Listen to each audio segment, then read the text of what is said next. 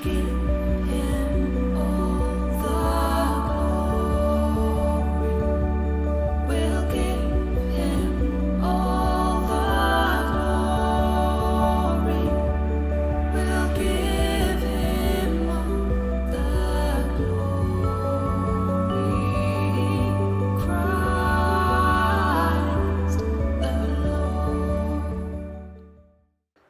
blessed day to everyone. Maya Payaldo, Merry Christmas sa ating lahat. Let me read to you our Bible text for today's message. Luke 2:13-20 in the New International Version. Suddenly, a great company of heavenly hosts appeared with the angel, praising God and saying, "Glory to God in the highest heaven, and on earth peace to those on whom His favor rests." When the angels left them and gone into heaven, the shepherds said to one another, "Let's go to Bethlehem and see this thing that has happened, which the Lord has told about."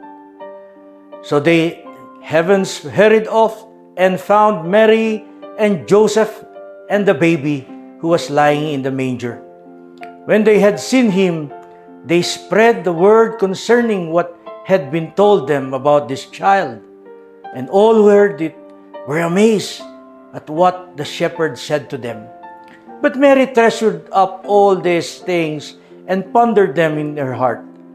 The shepherds returned, glorifying and praising God for all the things they had heard and seen, which were just as they had been told. Most gracious and heavenly Father, we come to you, Lord, and as you bless us in your word, may your Spirit be with us. In the name of Christ, Amen. Let us reflect on three ideas regarding this verse. Una, heaven's proclamation of peace in verse 13-14. In Jewish culture, a Hebrew word, shalom, it means you are literally saying be full of well-being, or may health and prosperity be upon you. Or in a way, it's a blessing for coming and a sense of completeness. When the angels of God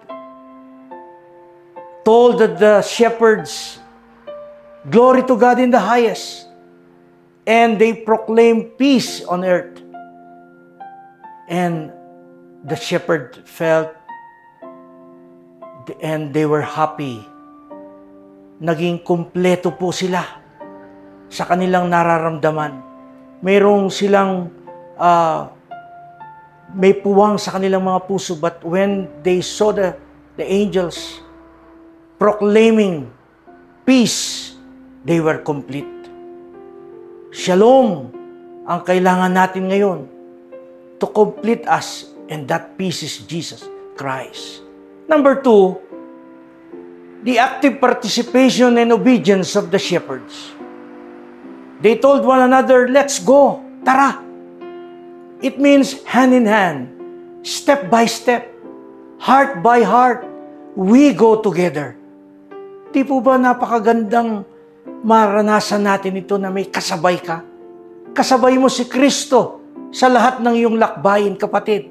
Sa oras na ito, sa gitna man ng mga pagsubok, sa gitna man ng mga delubyo ng panahon ng ating bansa, ng ating pamilya, ng ating personal, Jesus is telling us, let's go, hand in hand, step by step, heart by heart, we go together with God. Imagine, the shepherds went on the journey from Nazareth to Bethlehem. Let us go to Bethlehem. In a calculation among the biblical scholars, it is a 4-day journey from Nazareth to Bethlehem. It took them at about 4 days, but they were so happy. They found the baby Jesus with Joseph and Mary. When they saw Jesus, they spread the word. the gospel.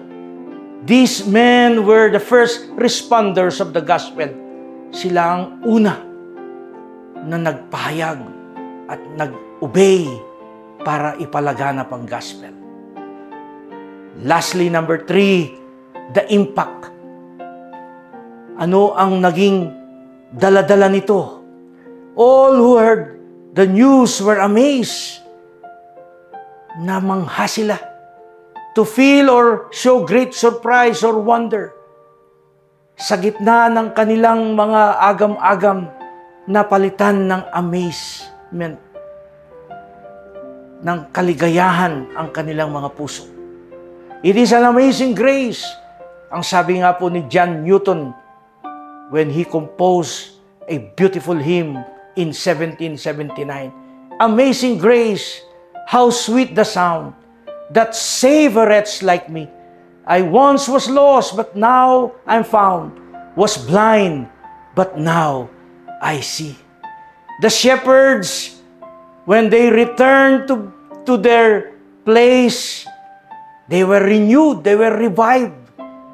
Sapagkat sa kanilang pagkakita kay Jesus, nakakita sila ng tagapagligtas. And they told one another, we have a Savior. And now we are survivor.